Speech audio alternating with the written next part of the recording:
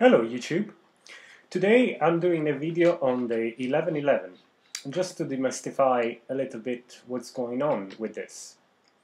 I understand that there will be different kind of people watching these videos. There are people who already believe in the 1111 coding, some people who would like to believe if they would, but they requiring more information, and also the people who are skeptical, the people who are wanting to debunk it, or the people who are so scientifically minded that they would eventually believe if they would find a scientific explanation. And it is to this last group that I first tried to address my explanation of the 1111.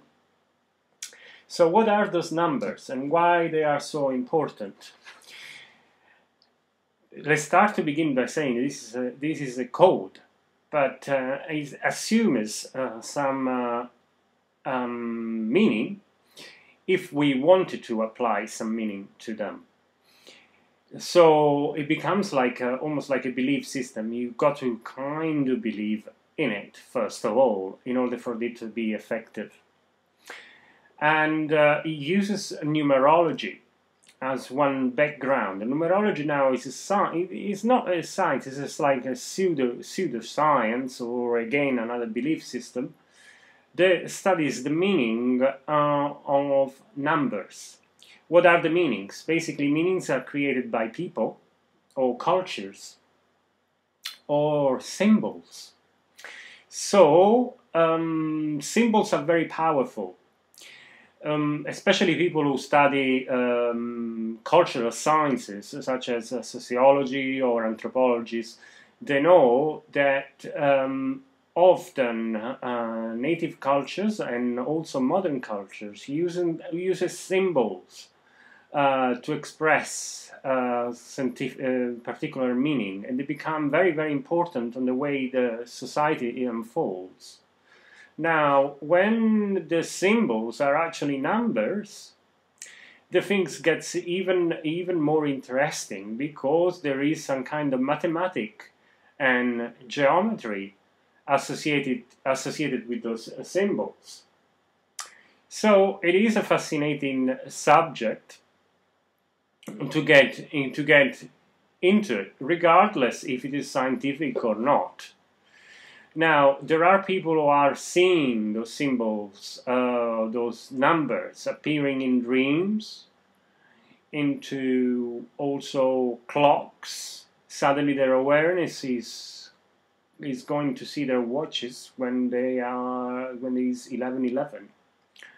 And that's definitely occurred to me.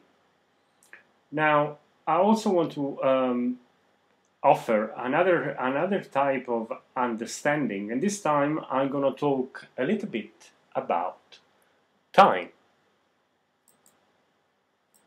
You see, when we're talking about time, in our understanding, in the Western understanding, we say that time is linear. What does it mean by that?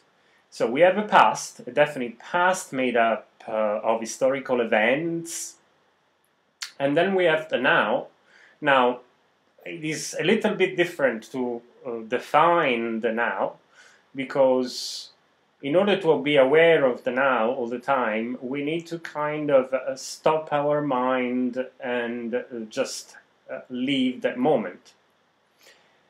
Really, what metaphysically exists is just the now. You know, we're only experiencing the now. Well, the past is already gone, so we cannot really re-experience it. And what comes after the now? It comes the future.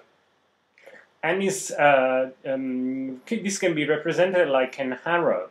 You know, we have a question mark where the future is, because we cannot predict the future.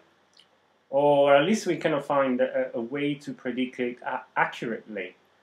Because the future is yet to come, and it leaves no clues. It leaves no clues. It might be the result of a combination of factors that create it, but as for us, it would be impossible to find it, a way to predict it. And this is linear time. Now, I haven't used many terms to really explain it in a scientific way, but I hope you get the picture. Now, what happens instead for cultures that they don't believe it? They don't believe this is actually the way to record time. And one of those cultures is definitely the Maya, but many of the native American, Mesoamerica, they also have a similar concept of time, and some in Africa too. So we might say that some civilization in the past, they had their own science and they arrived to these conclusions. You remember when also us, we believed that the Earth was flat and the sun rotated around us, So, those are pretty very, very important claims. So it's not to be taken lightly that there is also this possibility. It means a lot if this is come to be true.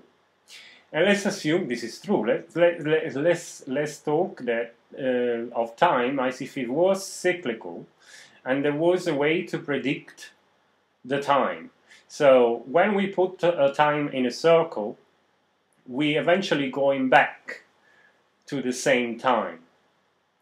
So we leave our history again and again and again. Now that doesn't mean that we're gonna experience exactly the same event, but instead we are influenced by a universal law that says so above and so below.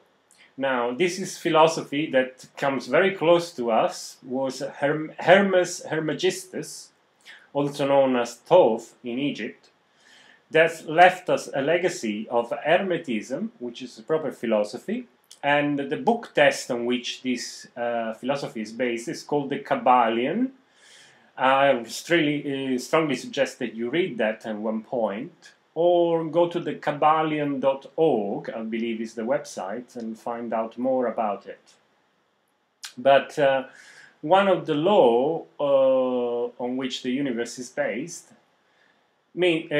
says so above and so below. So above us, basically there are stars, and so let's look next to the zodiac and the constellation and the ages to further understand this cyclical time.